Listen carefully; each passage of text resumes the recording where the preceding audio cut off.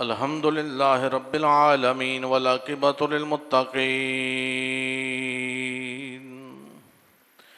वस्सलातु वस्सलामु अला रसूलिहिन नबिय्युल करीम अम्मा बादु फ़अऊज़ु बिल्लाहि मिनश शैतानिर रजीम बिस्मिल्लाहिर रहमानिर रहीम वल्लज़ीना आमनू अशद्दु हुब्बन लिल्लाह सदक़ल्लाहु मौलानल अज़ीम इन्नल्लाह व मलाइकतहु युसल्लूना अलन नबी या अय्युहल्लज़ीना आमनू सल्लु अलैहि व सल्लिमू तस्लीमा अल्लाहुम्मा सल्लि अला सय्यदिना व मौलाना मुहम्मदिन मादिनिल जूद वल करम व आलिहि व बारिक व सल्लिम।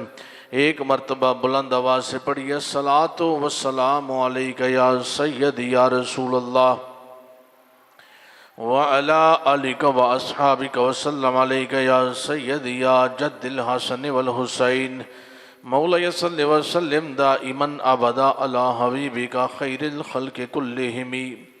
बंदाए परवरदिगारम उम्मते अहमद नबी दोस्त दारे चारे यारम ताबे औलाद अली मजहब हनफिया दारम मिल्लते हज़रत खलील खाक पाए गौसुल आज़म ज़ेर साया हर वली। हम दो सलात के बाद मुअज़्ज़ज़ मोहतशम हाज़रीन व सामईन गिरामी कदर, आज यौमुल अरफ़ा है। चूँकि सऊदी अरबिया के मुताबिक कल यौमुल अरफ़ा था और हमारा यौम तरविया था, और आज चूँकि यहाँ 9 ज़िलहज है, बड़े लोग इस मगालते में रहते हैं। चूँकि लाइव देखा और सुना जा रहा है, तो हम जिस मुल्क में जहाँ रह रहे हैं उसके मुताबिक जो हमारा दिन है उसके मुताबिक ही हम इबादत करेंगे। तो कल चूँकि यहाँ 8 ज़िलहज थी, यौम तरविया था, आज 9 ज़िलहज है, यौमुल अरफ़ा है, और कल हमारा यौमुन नहर है। सऊदी अरब में आज यौमुन नहर है, हमारा कल होगा। तो इसलिए फ़ज़ाइल इबादात के लिहाज से भी जिन तारीख़ों के मुताबिक आदात मिलते हैं उन्हीं के मुताबिक किया जाएगा, तो ये अफजलियत रखता है। और ये पुरकैफ पुरनूर पुरसईद घड़ियाँ हैं कि जिन्हें रब वल फजरी वल लयालिन अशर कह के पुकारता है, जिसके दिन का रोज़ा साल के रोज़े के बराबर अजर रखता है और जिसकी हर रात लैलतुल कद्र जैसी है। आज हमारा मौजू हज बैतुल्लाह सफ़र इश्क व मोहब्बत। इसके तहत हम चंद मारूज़ात आपकी खिदमत में पेश करेंगे। पुरसईद हैं वो लोग, उनकी मुकद्दरों का सितारा बुलंद है कि जिनको अल्लाह रब्बुल इज़्ज़त ने ये तौफ़ीक अता फरमाई कि उन्होंने कल हज बैतुल्लाह का खुतबा सुना, और आज ये जो रात गुजरी है खुले आसमान के तरह, सुबहान अल्लाह, बग़ैर एयर कंडीशन के, बग़ैर पंखों के, खुले आसमान के तले ये वकूफ़ अरफा इसे कहा जाता है। तो आज की रात उन्होंने वहाँ गुजारी है, कुर्बान जाऊँ। और फिर शैतान को कंकरियाँ मारने के लिए कंकरियाँ इकट्ठी की चुनी हैं। तो हज़रात गिरामी कदर, हज का चूँकि एक एक लम्हा जो है ये इश्क की दास्तान है। बैतुल्लाह की तामीर से लेकर लोगों के आने तक और वहाँ की हर सात और अदा जो है वो इश्क की दास्तान है। और इश्क एक ऐसी खूबसूरत चीज़ का नाम है। कुरान कहते हैं वल्लज़ीना आमनू अशद्दु हुब्बन लिल्लाह। मोहब्बत वो नहीं होती जो की जाए, जो करवाई जाए। मोहब्बत वो होती है जो की जाए। नहीं समझे? यानी किसी को पकड़ के अपनी मोहब्बत नहीं करवाई जा सकती, जंजीर डाल के मोहब्बत नहीं करवाई जा सकती। और मोहब्बत वो नहीं होती जो करवाई जाए, मोहब्बत वो होती है जो की जाए। और यही मोहब्बत अगर टूट टूट कर की जाए तो इसे इश्क कहा जाता है, इसे इश्क कहा जाता है। और आशिक जो होता है, कुर्बान जाऊं, कहा अगर आशिक है, इश्क की वादी में आया है, तो फिर पीछे ना पलटना। जान जाती है तो जाए, वो आदम सफ़ीउल्लाह हो, वो नूह नजीउल्लाह हो, वो इब्राहीम खलीलुल्लाह हो। इश्क की दास्तान है कि बेटे को कुर्बान करने के लिए अपने रब के साथ ऐसा इश्क किया है, टूट टूट कर मोहब्बत की है। और रब कहता है यही ईमान वालों की दलील है कि वह अपने रब के साथ इश्क करते हैं, टूट टूट कर मोहब्बत करते हैं। और उनकी दास्तानें ऐसी होती हैं कि उनको मुकाम ऐसा दिया जाता है कि उनकी दास्तान पढ़ने वाले भी उन पर रश्क करते हैं। मेरी दास्तान गम वो सुना सुना के रोए, मुझे आजमाने वाले आजमा के रोए। यानी उनकी दास्तान ही अलग है ज़माने में, कायनात में उनकी दास्तान जुदा हो जाती है। हज का सफ़र भी कुछ यूं है, और हज का सफ़र ऐसा इश्क का सफ़र है, वालिहाना सफ़र है कि जिसमें तसन्नो नहीं है, रिया नहीं है, बनावट नहीं है। बंदा अपने रब की मोहब्बत के लिए, हम नमाज पढ़ते हैं ना, अभी सलात अदा करेंगे तो ये हमें सलात का अजर मिलेगा, नमाज का। और नमाज बदनी इबादत है। हम रोज़ा रखेंगे तो रोज़े का अजर है, रोज़ा बदनी इबादत है। हम ज़कात देंगे तो ज़कात का अजर है, और ज़कात माली इबादत है। हम जिहाद करेंगे तो जिहाद का अजर है, क्योंकि जिहाद में हम अपना वतन छोड़ते हैं, घर बार छोड़ते हैं, मोहल्ला छोड़ते हैं, शहर छोड़ते हैं, बीवी बच्चे छोड़ते हैं, वालिदैन छोड़ते हैं, बहन भाई छोड़ते हैं, फिर अल्लाह की रज़ा के लिए, रज़ा मकसूद रब की होती है, हम निकलते हैं। अब हज को अगर हम देखें तो पहले बदनी इबादत में देखें। इश्क की तारीफ एक आशिक ने की है, उसने कहा कि इश्क मुशक्कत का नाम है। इश्क की तारीफ एक आशिक ने की, कहने लगे इश्क मुशक्कत का नाम है। अब हज सारे का सारा मुशक्कत का नाम है, सारे का सारा हज मुशक्कत है। भाई बदनी तकालीफ भी हैं, माली इबादत कैसे? हमने अपना जाती माल जिसमें किसी अमर का कोई शायबा ना हो, जिस माल में किसी किस्म की कोई भी लग्जश और अलाइश ना पाई जाती हो, जाती हक हलाल का माल और तय्यब व ताहिर माल जो हमने खुद कमा रखा था, जिसमें अपनी जात के सिवा किसी की अमेजश ना हो, वो माल हमने खर्च किया। तो माली इबादत भी है, बदनी भी है, अब माली भी बन गई। अब उसके बाद हमने वतन को छोड़ा। ये हाजी कहाँ गए? भाई हज के लिए लाजिम क्या है? मक्कातुल मुकर्रमा में पहुंचना, मक्कातुल मुकर्रमा में पहुंचना। और हज के सिवा, मक्कातुल मुकर्रमा के सिवा कोई हज नहीं है। हम उर्फ आम में एक सादा सा जुमला बसा औकात बोल देते हैं कि मेरा तो यही हज है। हालांकि ये लफ्ज कहना भी कबीरा गुनाहों में शामिल कर देता है। दुनिया की कोई इबादत हो, वो हज का मुकाबला नहीं कर सकती। ये अभी नमाज पढ़ेंगे ना, तो नमाज है तो भाई नमाज असर को, नमाज जोहर को, नमाज मगरिब को, नमाज इशा को आप नमाज जुम्मा नहीं कह सकते। कि कह सकते हैं? जोहर को असर नहीं कह सकते, मगरिब को इशा नहीं कह सकते। इसी तरह किसी नमाज को हम जुम्मा नहीं कह सकते।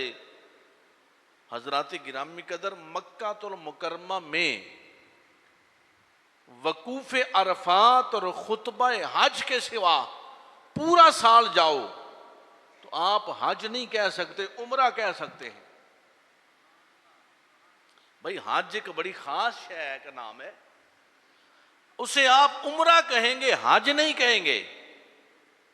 और कोई बंदा अगर 8 जिलहज को भी मक्का में हो, 9 को भी मक्का में हो, सेने हरम में बैठा हो, लेकिन अगर खुतबा हज अरफात में जाकर ना सुने तो वो हज नहीं कह सकता। अल्लाह अकबर। वो हज नहीं कह सकता, तो यहां इतना इश्क की ये दास्तान है। ये सफर सारे का सारा सफर इश्क से बड़ा पड़ा है। भाई रब ने अपने महबूबों की अदाओं पर इस सफर को रख दिया। कहा मेरे बंदे का लिबास था 2 चादरें, आज जिसने सारी जिंदगी बोस की पहनी हो, जिसने सारी जिंदगी कीमती लिबास पहना हो, आज वो भी इन 2 चादरों में होगा। और जिसको सारी जिंदगी गरीब को लट्ठा भी नहीं मिला, आज वो भी इन 2 चादरों में होगा। कुर्बान जाऊं, आज यहां सब वत्ताखिज़ु मिन मुकाम इब्राहीम मुसल्ला, मुकाम इब्राहीम को मुसल्ला बनाएंगे, हजरे अस्वद के बोसे लेंगे। इन्न सफा वल मरवा मिन शाइरिल्लाह, सफा और मरवा की साई करेंगे। वकूफ अरफात होगा, मिना मुजदलफा की वो पुरकैफ पुरसईद घड़ियां होंगी। या अल्लाह हम थोड़ा सा रद्दो बदल कर लें? फरमाया ना ना, रद्दो बदल नहीं हो सकता। ए कई हाजी वो जुतियां ला के शैतान नु मार रहे होंदे ने, हुक्म है कंकरियां मारो। क्या कंकरियां मारनी है? सुन्नत तब मुकम्मल होगी। हमारे शैतान को जूते मारने से शैतान मर नहीं जाता। कई लोग बड़े भारी भरकम पत्थर उठाकर दूर से बड़े गुस्से से मार रहे होते हैं।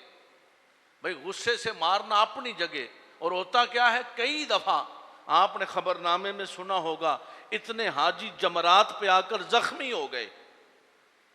वो इधर से लगे हुए थे, खान साहब जनाब बड़े गुस्से के साथ भारी भरकम पत्थर मार रहे थे। भाई शैतान तूने हमें बहुत जलील किया। हालांकि ये तो उस दास्तान इश्क की बात है सारी। उन कंकरियों को उठाना और जमरात पे पहुंचना और फिर उन शैतानों को कंकर मारने, ये तो उस इश्क की ऐसी वादी में रब ने डबो दिया बंदे को कि बंदे तुझे पता चले कि जो महबूब होते हैं उन महबूबों की अदाओं को कैसे महफूज किया जाता है। भाई बात तो रब अपने महबूब की करवा रहा है। अदाएं तो इब्राहीम अलैहिस्सलाम की हैं, अदाएं तो इस्माईल अलैहिस्सलाम की हैं, अदाएं तो हाजरा सलामुल्लाह अलैहा की हैं। और मेरे आका सल्लल्लाहु अलैहि वसल्लम ने 12 मुकामात पर यह फरमाया, ये तुम्हारे बाप इब्राहीम की सुन्नत है। यानी रब ताला को इब्राहीम अलैहिस्सलाम का इश्क इतना पसंद आया, वो मोहब्बत इतनी कबूल हुई कि रब ने कहा इब्राहीम क़यामत तक के लिए तेरी अदाओं को अदा करने वालों को मैं हाजी कहूंगा। हाज उसका कामिल होगा जो तुम्हारी अदाओं को अदा करते रहेंगे। ए मेरी बंदी हाजरा, क़यामत तक के लिए काबा मेरा होगा, घर मेरा होगा, बैतुल्ला होगा, लोग उसका हज करने के लिए आएंगे, नीयत उनकी हज की होगी, लेकिन मैं उन्हें सफा से मरवा के चक्कर कटवाता फिरूंगा। क्यों? कहा मेरी बंदी ने मेरी मोहब्बत में, मेरी बंदी ने मेरे इश्क में, मेरी बंदी ने मेरी जात के लिए, मेरी मशीयत के लिए, मेरी रजा के लिए, मेरे इब्राहीम ने मेरी रजा के लिए, मेरे इस्माइल ने मेरी रजा के लिए। यार कोई बंदा आपकी खातर कोई काम करे तो आप क्या कहते हैं? ओ इन्हें सब कुछ छड्या मेरे वास्ते, कहते हैं ना। ओ यार इस बंदे दिहाड़ी भन्नी मेरे वास्ते, कहते हैं ना। यार इस बंदे 10 दिन भन्ने मेरे वास्ते। आपके लिए कोई बंदा करे तो आप उसको उजरत भी दें, मुआवजा भी दें, खाना भी खिलाएं, उसकी दिल में इज्जत भी रखें, लोगों को बताते भी फिरें कि मेरे लिए किया है। और यार जिन्होंने रब के लिए किया हो, जिन्होंने रब के लिए किया हो, बंदा बैठा है ना अपने बुत के सामने तो कह रहा है या सनमी या सनमी या सनमी, अपने बुत को पुकार रहा है, उससे अपनी हाजत बराई की बात कर रहा है। अब वो बंदा कहते कहते थक गया, बुत तो नहीं सुनेगा ना, वो तो हाथों से तराशा हुआ था। हमारे हाथों से तराशे हुए बुत आज सनम खाने में खुदा बने बैठे हैं। वो तो हाथों से तराशे हुए बुत हैं, वो तो नहीं सुनेगा। वो बंदा ऊंग की हालत में चला गया, थक गया, नींद का गलबा हुआ तो या सनमी या सनमी या सनमी कहते कहते मुंह से निकल गया या समदी या समदी या समदी। समद का लफ्ज निकल गया। अब समद किसे कहते हैं? अल्लाह को। अल्लाहु समद, अल्लाहु समद। वो सनम को पुकारता रहा, सनम ने नहीं सुनी। था बुतों की पूजा करने वाला। एक दफा समद का नाम मुंह से निकला, मेरे रब ने फरिश्तों से कहा इस पे करम कमा देना चाहता हूं, इसकी हाजत पूरी कर दो। कहा या अल्लाह ये तेरी इबादत ही नहीं करता, ये तो अपने सनम को पुकार रहा है, ये तो बस नींद का गलबा हुआ है। तो समद मुंह से निकला है। रब ने कहा इससे तो मगालता लग सकता है, मुझे तो मगालता नहीं लग सकता। मेरी शान तो करीमी वाली है, मेरी शान तो रहीमी वाली है, मैं तो करम कमाने वाला हूं। हजरात अगर वो मगालता आराई में कोई उसको पुकारे तो उसकी बात सुने, तो जो बंदा सफरे इश्क इख्तियार करे, मेरे रब की बारगाह में घर बार को छोड़े, वतन को छोड़े, अपनी जनाब वो तबीयत को छोड़े, अपने रहन सहन को छोड़े, वो जैसे भी रहने वाला था आज वो हर शय छोड़ के रब की बारगाह में आ रहा है और इश्क के साथ वो मुशक्कत कर रहा है। मेरा रब कहता है मेरा बंदा मेरी रजा के लिए आज इसने अपने बाल भी उतरवा दिए हैं, मुझे राजी किया है। आज लिबास उतार कर मेरे इब्राहीम का लिबास पहनना है, मुझे राजी किया है। आज इसने इस जनाब नंगे फर्श पे आके तपती सूरज की तपश को बर्दाश्त करके आज ये बंदा मेरी इबादत के लिए यहाँ आया है। रब कहता है जब ये हज से खुतबा हज सुन के फारिग होता है ना, तो कैफियत ये होती है कि जैसे अभी माँ के पेट से पैदा हुआ है। लेकिन हजरात हमने सफर इश्क व मोहब्बत भी इख्तियार कर लिया, इस कैफियत में भी आए, 12-14 लाख रुपए भी खर्च कर दिए। वहां जाकर हमने 40 दिन 30 दिन 25 दिन घर को छोड़कर, बीवी बच्चों को छोड़कर, बहन भाइयों को छोड़कर, वालदैन को छोड़कर सफर की सोबतें भी बर्दाश्त की, हज बैतुल्ला भी कर लिया। लेकिन आगे आकर दो चीजें आईं।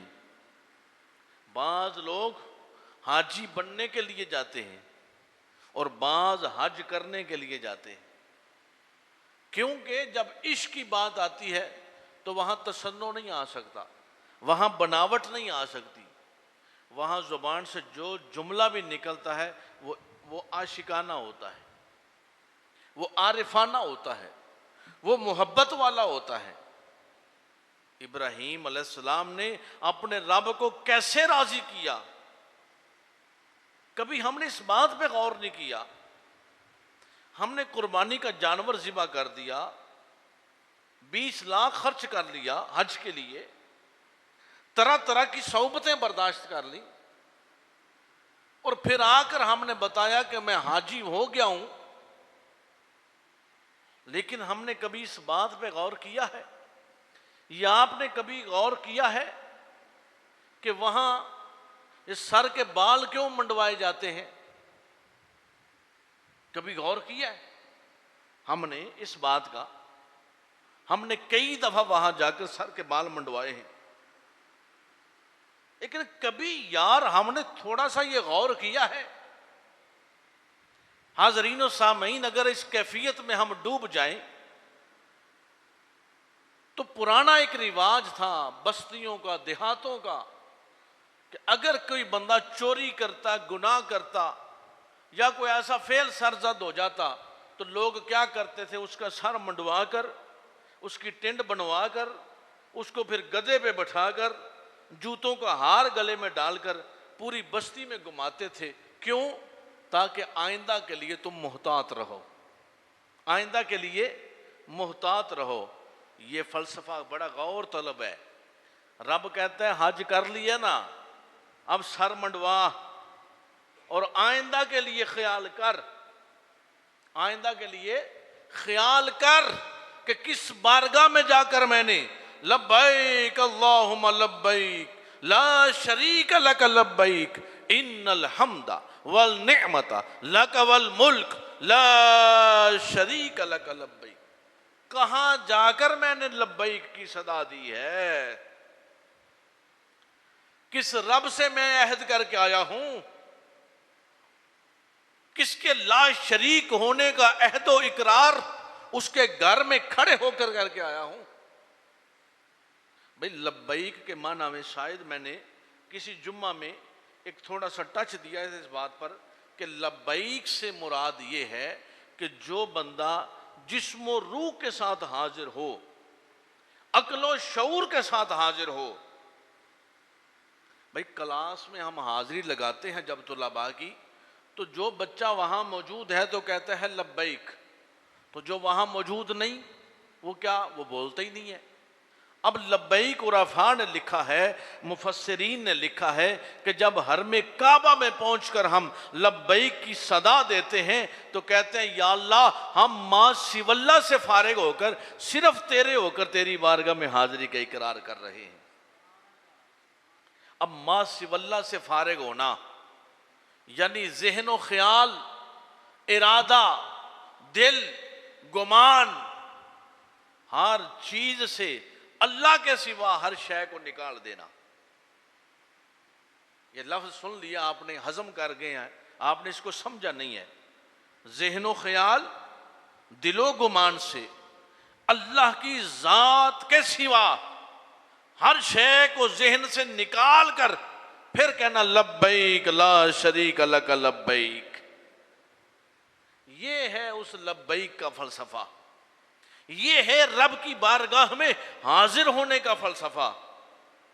आपने कभी गौर किया कि सहने काबा में या अरफात में मर्द व ख़वातीन सब यकजा होते? सहने काबा में चले जाएं तो मर्द भी वहाँ हैं, ख़वातीन भी वहाँ हैं, बल्कि हाल और कंडीशन ये होती है कि सब साथ साथ चल रहे होते हैं। लेकिन कभी इस बात का किसी को ख्याल तक नहीं आया कि मेरे साथ कोई खातून है, और खातून को ख्याल नहीं आया मेरे साथ मर्द है। वजह क्योंकि डूबे हुए हैं उस जात के इश्क में, और उस रंग इश्क को अपने ऊपर यूं गलबा किए बैठे हैं कि उसके सिवा किसी की तरफ तवज्जो ही नहीं बढ़ती,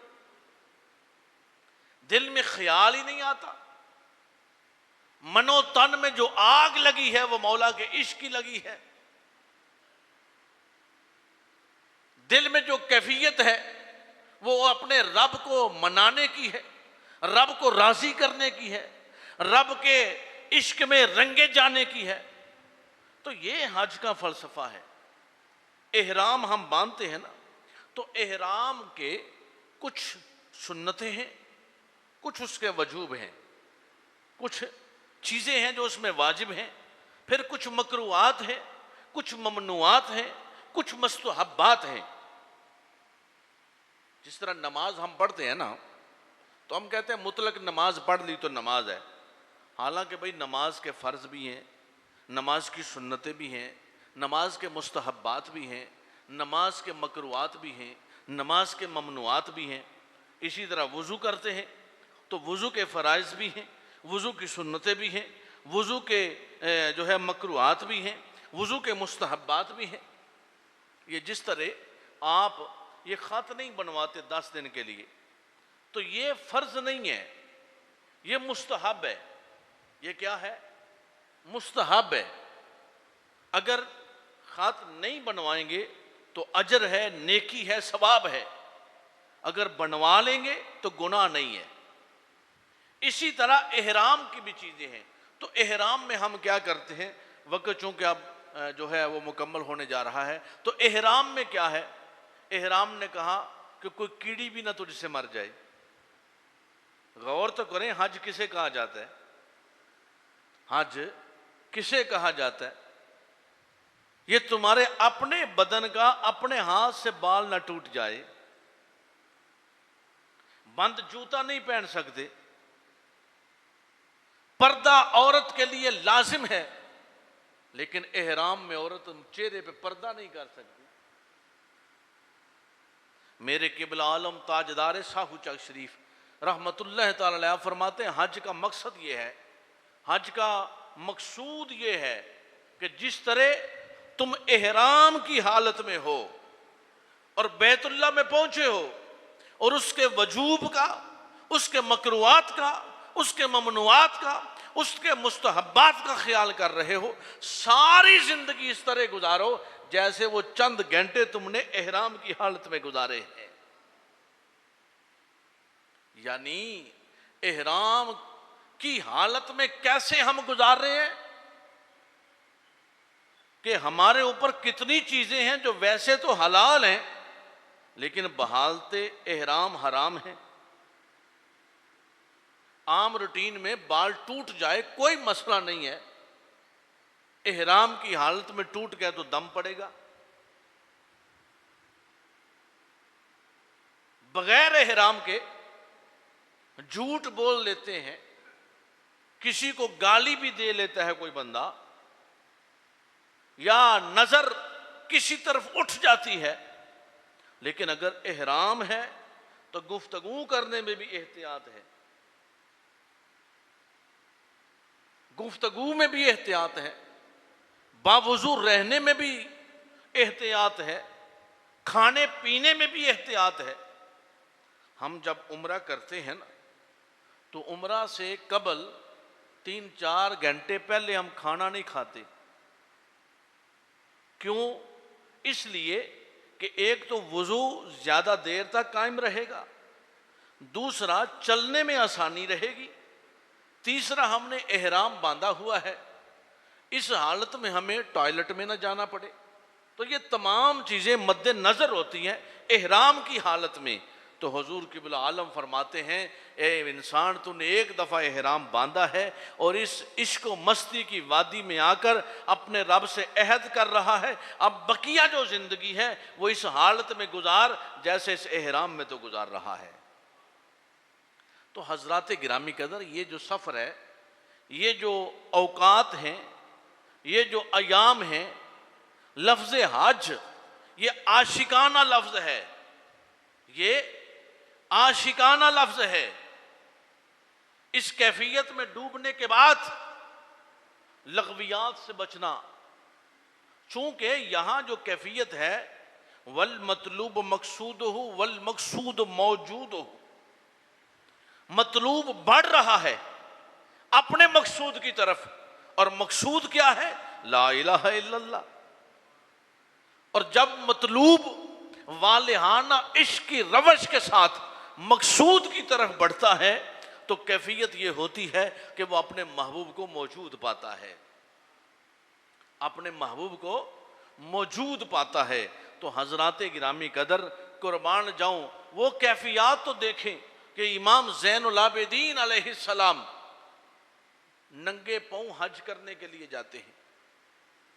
हजरत राबिया बसरिया, हजरत जुल्नून मिस्री, मारूफ करखी, जुनैद बगदादी, इन लोगों की दास्तान हज पढ़ के देखें, रोंगटे खड़े हो जाते हैं लफ्ज पढ़ते हुए,